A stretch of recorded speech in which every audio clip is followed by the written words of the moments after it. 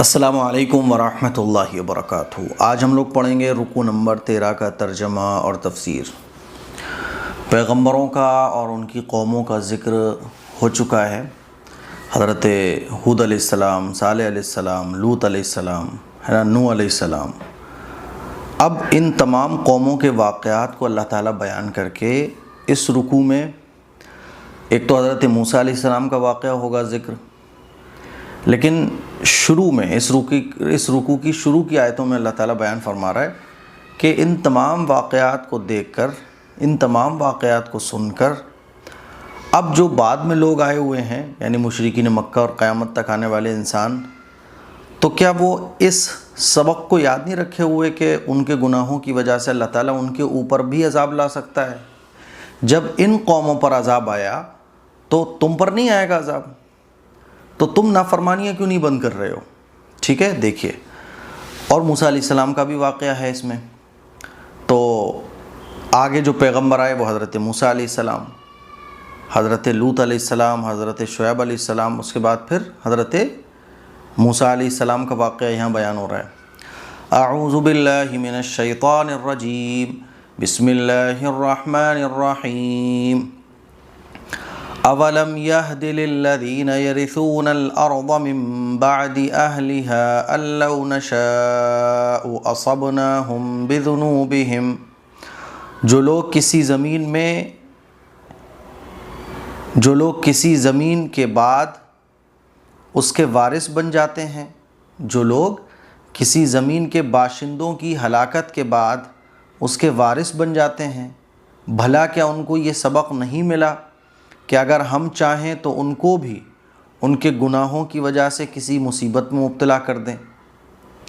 جیسے پچھلی قوموں کو ان کے گناہوں کی وجہ سے اللہ تعالیٰ نے ہلاک کیا اور مصیبت میں مبتلا کیا، تو یہ جو مشرکین مکہ ہیں، اور قرآن مجید تو قیامت تک آنے والے انسانوں کے لیے ہدایت کی کتاب ہے، تو مشرکین مکہ ہیں جب یہ آیت نازل ہوئی، اور اس کے بعد اب جتنے بھی پریزنٹ میں بھی جتنے لوگ ہیں جو گناہ پر جو ہے نا اڑے ہوئے ہیں، اسلام پر اعتراض کرتے رہتے ہیں، خامخواہ کی فضول باتیں کرتے رہتے ہیں، تو یہ آیتیں قرآن مجید کی صرف اسی وقت کے لیے نہیں ہیں بلکہ قیامت تک آنے والے انسانوں کے لیے ہیں۔ تو اللہ تعالیٰ فرما رہے ہیں ان کو یہ سبق نہیں ملا کہ ان کے گناہوں کی وجہ سے اللہ تعالیٰ ان کو بھی کسی مصیبت میں مبتلا کر دے۔ وَنَطْبَعُ عَلَىٰ قُلُوبِهِمْ فَهُمْ لَا يَسْمَعُونَ۔ اور جو لوگ اپنی ضد کی وجہ سے یہ سبق نہیں لیتے، ہم ان کے دلوں پر مہر لگا دیتے ہیں جس کے نتیجے میں وہ کوئی بات نہیں سن سکتے۔ یعنی اللہ مہر لگا دیتا ہے، اس کا مطلب کیا کہ جب کوئی انسان حق کو اور سچ کو، ہدایت کو قبول ہی نہ کرنا چاہے تو پھر اللہ تعالیٰ اس کے دل کو ویسا ہی کر دیتا ہے۔ دیکھو، گناہ کرنے والا گناہ کے کاموں کی طرف بھاگتا ہے تو گناہ کے کام اس کے لیے آسان ہو جاتے ہیں، نیکی کرنے والا نیکی کی طرف بڑھتا ہے تو اس کے لیے وہ کام آسان ہو جاتے ہیں۔ کوئی دن بھر سستی پھیلاتا رہے، اپنے ٹائم کی بربادی کرتا رہے تو اس کو وہ اچھا لگنے لگتا ہے۔ کوئی کام میں اپنے آپ کو لگا لے اور اپنے اندر کی صلاحیتوں کو ظاہر کرے، محنت کرے، انتھک صحیح راستے کو چوز کرے تو اللہ تعالیٰ وہ اس کے لیے آسان کر دیتا ہے۔ اس کائنات کا نظام ہی کچھ اللہ تعالیٰ نے ایسا رکھا ہے۔ تو ایسے ہی جو لوگ حق کو نہیں قبول کرتے، گمراہی کو قبول کرتے ہیں، ان کے لیے وہ آسان ہو جاتا ہے۔ تو یہ مطلب ہے مہر لگانے کا۔ دیکھیے لفظی ترجمہ، اولم یہدی، تو کیا انہیں سبق نہیں ملا؟ تو کیا نہیں ملا سبق؟ للذین، ان لوگوں کو، یرثون، جو وارث ہو جاتے ہیں ارضا، زمین کے، من بعد اہلہا، ان کے باشندوں کی ہلاکت کے بعد۔ یعنی مان لیجئے جیسے ابھی آج ہم اپنے گھر میں رہ رہے ہیں، 100 سال بعد یہاں کون ہوگا؟ ہم تو نہیں ہوں گے، حالانکہ ہماری زمین ہے، لیکن یہاں کے ہم وارث نہیں ہوں گے، ہم تو چلے جائیں گے اس دنیا سے۔ اس دنیا سے جو بھی انسان جاتا ہے خالی ہاتھ جاتا ہے۔ تو میں ابھی جس گھر میں رہ رہا ہوں، 100 سال کے بعد اس گھر کا وارث کوئی اور ہوگا، مالک کوئی اور ہوگا۔ تو ایسے ہی جس مشرکین مکہ ہیں اور پوری دنیا کے انسان ہیں، تو پچھلی قوموں کے جو واقعات اللہ تعالیٰ نے بیان کیا، اب اس زمین میں کچھ اور لوگ بسے ہوئے ہیں، تو اللہ تعالیٰ فرما رہا ہے کیا ان کو سبق نہیں حاصل ہوا؟ جو لوگ زمین کے وارث ہوئے، من بعد اہلہا، اس کے باشندوں کی ہلاکت کے بعد، کیا سبق حاصل نہیں ہوا؟ اللہ نشاء، کہ اگر ہم چاہتے ہیں، اگر ہم چاہتے اصبناہم، تو ان کو مبتلا کر دیں بذنوبہم ان کے گناہوں کی وجہ سے مصیبت میں، وَنَطْبَعُ اور ہم نے لگا دیا ہے عَلَىٰ قُلُوبِهِمْ ان کے دلوں پر مہر کو، فَهُمْ تو وہ لوگ لا يسمعون نہیں سنیں گے۔ آگے دیکھیے تِلْكَ الْقُرَىٰ نَقُصُّ عَلَيْكَ مِنْ أَنبَائِهَا۔ اچھا جی، یہ ہیں وہ بستیاں جن کے واقعات ہم تمہیں سنا رہے ہیں، قوم عاد، قوم سمود، حضرت لوط علیہ السلام کی قوم، فرعون کے واقعات۔ تو اللہ تعالیٰ فرما رہا ہے تلک القریٰ یہ ہیں وہ بستیاں، نقص جس کے واقعات ہم سنا رہے ہیں، علیک تمہیں، من انبائها اس کے واقعات، وَلَقَدْ جَاءَتْهُمْ رُسُلُهُمْ بِالْبَيِّنَاتِ فَمَا كَانُوا لِيُؤْمِنُوا بِمَا كَذَّبُوا مِن قَبْلُ كَذَلِكَ يَطْبَعُ اللَّهُ عَلَى قُلُوبِ الْكَافِرِينَ۔ اور حقیقت یہ ہے کہ ان سب کے پاس ان کے پیغمبر کھلے کھلے دلائل لے کر آئے تھے، مگر جس بات کو وہ پہلے جھٹلا چکے تھے اس پر کبھی ایمان لانے کو تیار نہیں ہوئے۔ جو لوگ کفر اپنا چکے ہوتے ہیں ان کے دلوں پر اللہ تعالیٰ اسی طرح مہر لگا دیتا ہے۔ تو اللہ تعالیٰ بیان فرما رہا ہے یہ جو بستیوں کے واقعات اور قوموں کے واقعات ہم نے تمہیں سنائے نا، تو ایسا نہیں ہے کہ ان کے اوپر ڈائریکٹ اللہ کا عذاب آ گیا ہو، بلکہ ان کے پاس پیغمبروں کو بھیجا گیا، پیغمبروں نے حق اور سچ کو بالکل کلیئر کر دیا، لیکن یہ لوگ جھٹلاتے رہے اور جھٹلانے کی وجہ سے ان کے دلوں پر اللہ تعالیٰ نے مہر لگا دی اور ان کے اوپر عذاب نازل ہوا۔ تلک القریٰ یہ ہیں وہ بستیاں، نقص جن کا قصہ بیان کرتے ہیں، علیک تمہارے سامنے، من انبائها ان کے واقعات، وَلَقَدْ جَاءَتْهُمْ ان کے پاس آئے، رسلہم رسول ان کے، بالبینات واضح دلیلیں لے کر، فما کانوا تو یہ لوگ نہیں تھے تیار، لیؤمنوا کہ ایمان لے آتے، بما کذبوا اس بات پر جس کو انہوں نے جھٹلایا، من قبل اس سے پہلے، یعنی اس سے پہلے بھی یہ لوگ جھٹلا چکے تھے، یعنی ان کے باپ دادا ان کے پچھلی قومیں بھی جھٹلا چکی تھی بالکل اسی طرح سے۔ کذالک اسی طرح، یطبع اللہ مہر لگا دیتا ہے، علی قلوب الکافرین کافروں کے دلوں پر۔ آگے دیکھیے وما وجدنا لاکثرہم من عہد ہم نے ان کی اکثریت میں عہد کی کوئی پاسداری نہیں پائی، یعنی یہ لوگ وعدہ خلاف ہیں۔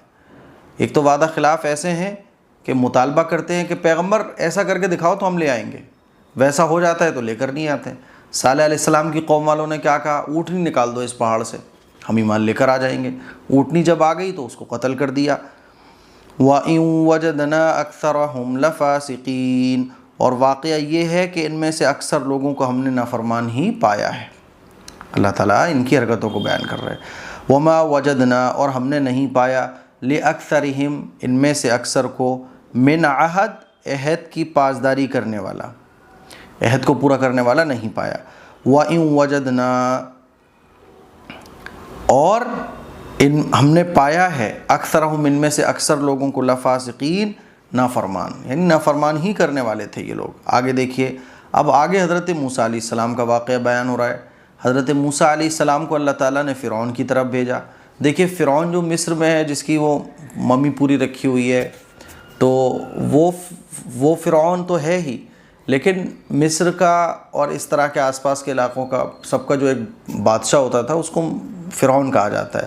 فرعون ایک لقب ہے، جیسے کہ پرائم منسٹر کوئی بھی ہو سکتا ہے نا، اسی طرح سے راشٹرپتی وہ کوئی بھی ہو سکتا ہے، تو ایک جو ٹائٹل ہے وہ فرعون کہا جاتا تھا۔ تو الگ الگ بادشاہ گزرے ہیں بنی اسرائیل میں۔ بنی اسرائیل کس کو کہا جاتا ہے؟ حضرت یعقوب علیہ السلام کی جو اولاد ہیں ان کو بنی اسرائیل کہا جاتا ہے۔ حضرت یعقوب علیہ السلام کی چوتھی پشت میں آتے ہیں حضرت موسیٰ علیہ السلام، ٹھیک ہے۔ حضرت یوسف علیہ السلام کو جب وزیر خزانہ بنایا گیا، وزیر بنایا گیا مصر کا، تو حضرت یوسف علیہ السلام نے اپنے ابا جی کو، حضرت یعقوب علیہ السلام کو اور اپنے بھائیوں کو فلسطین سے مصر بلا لیا۔ تو مصر کا جو بادشاہ تھا جس کو فرعون کہا جاتا ہے، یہ والا فرعون نہیں ہے موسیٰ علیہ السلام والا، جیسے میں نے بتایا فرعون ایک ٹائٹل ہے، تو انہوں نے ان کو جگہ دے دی آس پاس کے علاقوں میں، یہ لوگ رہنے لگے۔ تو بادشاہ گزرتے گئے، ایک فرعون جو آیا موسیٰ علیہ السلام کے زمانے والا، اس نے اپنے آپ کو خدائی کا دعویٰ کرنا شروع کر دیا اور خدا کہلوانا شروع کر دیا، اور بنی اسرائیل کو غلام بنا لیا۔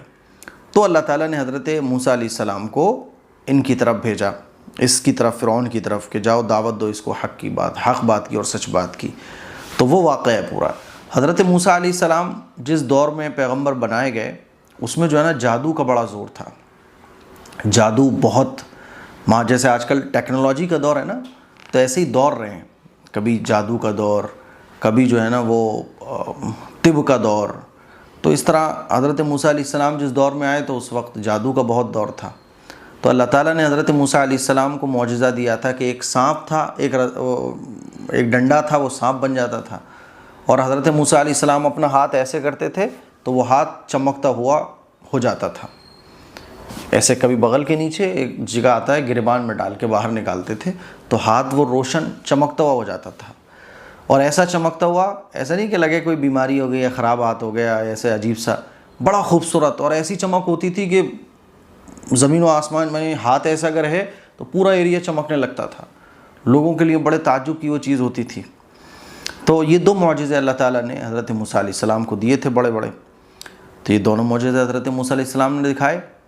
فرعون کو لگا، کیونکہ اپنی بات، کیونکہ وہی ہوتا ہے نا کہ کسی کے بھی خلاف کوئی پروپیگنڈا کرنا ہو تو یہ کہہ دو کہ یہ قبضہ کرنا چاہتا ہے۔ تو فرعون کے جو گروہ تھے، فرعون کے جو اور لوگ تھے آس پاس والوں، انہوں نے کہا کہ یہ جو ہے نا اپنی دھاک جما کے قبضہ کرنا چاہتے ہیں اور یہ تو جادو دکھا رہے ہیں۔ تو فرعون نے کہا کہ اچھا جادو ہے یہ، چلو جادوگروں کو بلاتے ہیں۔ جادوگروں کو بلایا گیا، پھر ایک بڑا مقابلہ ہوا، وہ بات انشاءاللہ آئے گی۔ ثم بعثنا، پھر ہم نے، ثم بعثنا من بعدهم موسیٰ بآیاتنا الى فرعون وملئه فظلموا بها، پھر ہم نے ان سب کے بعد موسیٰ علیہ السلام کو اپنی نشانیوں کے ساتھ فرعون اور اس کے سرداروں کے پاس بھیجا، سرداروں کے پاس بھیجا، تو انہوں نے بھی ان نشانیوں کی ظالمانہ ناقدری کی۔ فرعون نے کیا کہا؟ ارے یہ تو جادو ہے، یہ تو جادو ہے، چلو جادوگروں کو بلا کے مقابلہ کرواتے ہیں، ابھی پتہ چل جائے گا۔ فانظر کیف کان عاقبۃ المفسدین، اللہ تعالیٰ فرما رہا ہے کہ اب دیکھو ان مفسدوں کا انجام کیسا ہوا۔ پھر کیا ہوا کہ فرعون غرق ہو گیا، نیست و نابود ہو گیا۔ تو ناقدری کا انجام یہ ہوا، لیکن فرعون کو بھی اللہ تعالیٰ نے بہت مہلت دی کہ دیکھ، سمجھ جا سمجھ جا۔ ثم بعثنا، پھر ہم نے بھیجا، من بعدہم، ان کے بعد، یعنی جو پچھلی قوموں کے واقعات گزرے ان کے بعد ہم نے کس کو بھیجا؟ موسیٰ کو بھیجا، بآیاتنا، اپنی نشانیوں کے ساتھ، الی فرعون، فرعون کی طرف، وملئہ، اور اس کے سرداروں کی طرف، فظلموا، تو انہوں نے ان نشانیوں کی ناقدری کی۔ فانظر، تو آپ دیکھو، کیف، کیسا رہا، عاقبۃ المفسدین، فساد پھیلانے والوں کا انجام۔ وقال موسیٰ یا فرعون، اب آج بھی وقت کے فرعون بہت فساد مچا رہے ہیں، ہے نا، یہی تو فساد مچا رہے ہیں کہ یہ لوگ قبضہ کر لیں گے، یہ لوگ تمہیں مارنا چاہتے ہیں، یہ شروع سے چلا آ رہا ہے کہ ڈر پیدا کر دو بس۔ تو انشاءاللہ ان کا بھی جو حال ہے، جو انجام ہے، وہ فرعون کا ہونے والا ہے، کیونکہ ڈھیل دی جا رہی ہے اللہ کی طرف سے، اور رسی جب مضبوط کر لی جائے گی تو یہ تڑپیں گے پھر۔ وقال موسیٰ یا فرعون انی رسول من رب العالمین، موسیٰ علیہ السلام نے کیا کہا؟ موسیٰ علیہ السلام نے کہا تھا کہ اے فرعون، یقین مانو کہ میں رب العالمین کی طرف سے پیغمبر بن کر آیا ہوں۔ وقال موسیٰ، اور موسیٰ علیہ السلام نے کہا تھا، یا فرعون، اے فرعون، انی، بے شک میں، رسول بن کر آیا ہوں، من رب العالمین، رب العالمین کی طرف سے پیغمبر بن کر آیا ہوں۔ حقیق علی الا اقول علی اللہ الا الحق، میرا فرض ہے کہ میں اللہ کی طرف منسوب کر کے حق کے سوا کوئی اور بات نہ کہوں، یہ میرا فرض ہے کہ میں حق بات تم تک پہنچاؤں۔ قد جئتکم ببینۃ من ربکم فارسل معی بنی اسرائیل، میں تمہارے پاس تمہارے پروردگار کی طرف سے کھلی دلیل لے کر آیا ہوں، لہذا بنی اسرائیل کو میرے ساتھ بھیج دو۔ کیا کہا کہ فرعون نے جو قبضہ کر لیا تھا نا، قیدی بنا لیا تھا بنی اسرائیل کو، تو موسیٰ علیہ السلام نے کہا ان کو چھوڑ دو۔ حقیق، یہ بات حق ہے میرے اوپر، علی اللہ، کہ میں نہ کہوں، اقول، کوئی بات بھی نہ کہوں، علی اللہ، اللہ کے بارے میں، الا الحق، مگر سچ بات۔ قد جئتکم، میں تمہارے پاس آیا ہوں، ببینۃ، نشانیاں لے کر، من ربکم، اپنے پروردگار کی طرف سے، فارسل، تو تم بھیج دو، معی، میرے ساتھ، بنی اسرائیل کو۔ قال ان كنت جئت بآیۃ فأت بها ان كنت من الصادقین، تو اس نے کیا کہا؟ اس نے کہا کہ اگر تم کوئی نشانی لے کر آئے ہو تو اسے پیش کرو، اگر تم ایک سچے آدمی ہو۔ فرعون نے کہا کیا نشانیاں لے کر آئے ہو بتاؤ ذرا۔ قال، فرعون نے کہا ان کنت، اگر تم جیتا لے کر آئے ہو، بآیۃ کوئی نشانی، فأتی بہا تو اس کو پیش کرو، ان کنت من الصادقین، ان کنت اگر تم ہو من الصادقین سچے۔ اب موسیٰ علیہ السلام نے اپنے وہ دونوں معجزے جو اللہ تعالیٰ نے ان کو دیے تھے وہ دکھائے۔ فَأَلْقَىٰ عَصَاهُ فَإِذَا هِيَ ثُعْبَانٌ مُّبِينٌ، اس پر موسیٰ علیہ السلام نے اپنی لاٹھی پھینکی تو اچانک وہ ایک صاف اژدہا بن گئی۔ لاٹھی کو پھینکا تو وہ سانپ بن گئی۔ فَأَلْقَىٰ تو پھینکا، عصاہ موسیٰ علیہ السلام نے اپنے ڈنڈے کو، فَإِذَا ہی تو اچانک وہ ڈنڈا، ثعبان اژدہا بن گیا، مبین صاف۔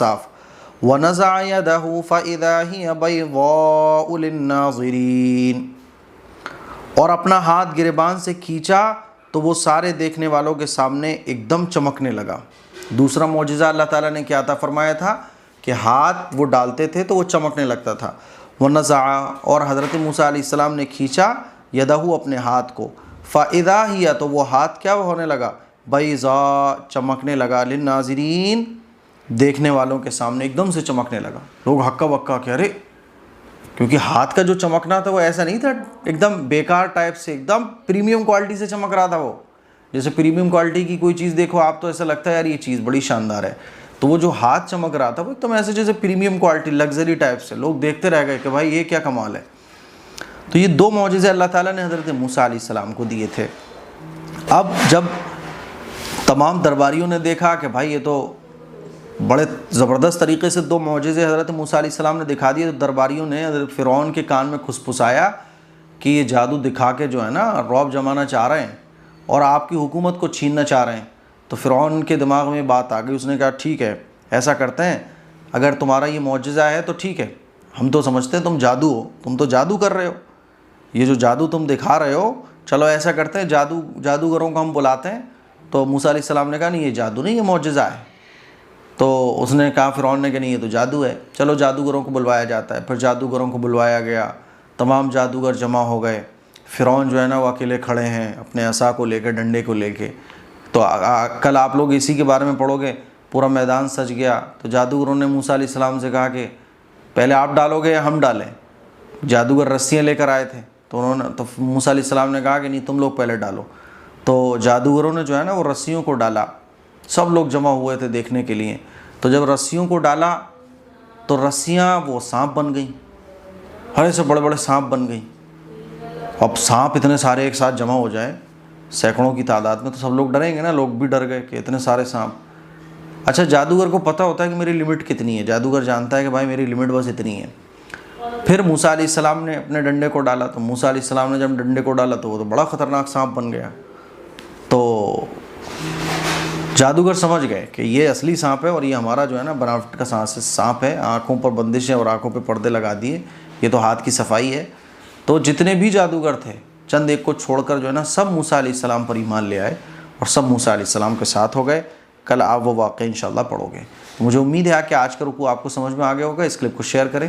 السلام علیکم ورحمۃ اللہ وبرکاتہ۔ السلام علیکم ورحمۃ اللہ وبرکاتہ۔ طاقت کے لیے ہم لوگ طرح طرح کی چیزیں کھاتے ہیں، فوڈ سپلیمنٹ لیتے ہیں، کیپسول، دوائیں وغیرہ کھاتے ہیں۔ طاقت کے لیے ایک بڑی بہترین چیز ہے جس کو کہا جاتا ہے تلبینہ۔ آپ گوگل کر کے دیکھ سکتے ہیں کہ تلبینہ کے کیا کیا فائدے ہیں، لیکن پرابلم یہ ہے کہ مارکیٹ میں آپ تلبینہ لینے جاؤ گے تو وہ کوالٹی آپ کو نہیں ملے گی، ایسا لگے گا جیسے آٹا ہی آٹا آپ کھا رہے ہو بس۔ کیونکہ میں پرسنلی تلبینہ کو پسند کرتا ہوں اور تلبینہ میں نے مارکیٹ سے کئی منگائے، آپ یقین مانیں کہ وہ مزہ ہی نہیں مجھے بالکل آیا جو آنا چاہیے تھا۔ تو پھر میں نے خود تلبینہ بنایا اور گھر پر تلبینہ بنوایا اور اس کو میں نے استعمال کیا۔ پھر خیال آیا کہ یار اپنے لوگوں کو یہ تلبینہ شیئر بھی کر دیا جائے، لوگوں نے اس کو پسند کیا تو پھر میں نے اس کو پوری ایک پیکیجنگ کی شکل دے دی۔ تو یہ وہ تلبینہ ہے جس کو اگر آپ ایک بار استعمال کر لیتے ہیں تو انشاءاللہ پھر آپ سارے تلبینے بھول جاؤ گے۔ اس میں ساری جو چیزیں ہیں نا وہ ایک نمبر کی ڈالی گئی ہیں، کوالٹی سے کوئی کمپرومائز نہیں کیا گیا۔ کاجو، بادام، کھجور، کشمش اور جو کا آٹا، اس سے یہ تلبینہ تیار کیا گیا ہے۔ ہر عمر کے لوگوں کے لیے فائدہ مند ہے، بچے، बूढ़े जवान और आप किसी भी उम्र में हैं, ये तलबीना आपको बहुत फायदा देगा। नाश्ते में भी आप खा सकते हैं और जायके के लिए भी खीर की तरह लगता है, बल्कि खीर से कहीं ज्यादा टेस्टी लगता है। और इस तलबीने को खाने के बाद अगर आप इसको पाबंदी से खाते हैं तो बॉडी के अंदर ताकत आती है, दिल को ये ताकत पहुंचाता है, जिगर को ताकत पहुंचाता है, माइंड को तेज करता है और उठते बैठते जो चक्कर आते हैं ना, आंखों के सामने अंधेरा आ जाता है, उसको दूर करता है। तो इस तलबीने को आप एक बार जरूर ऑर्डर कीजिए, मैं गारंटी देता हूँ इंशाल्लाह आपको ये तलबीना बहुत पसंद आएगा। ऑर्डर आप इस नंबर पर भी कर सकते हैं या आप वेबसाइट पर ये जो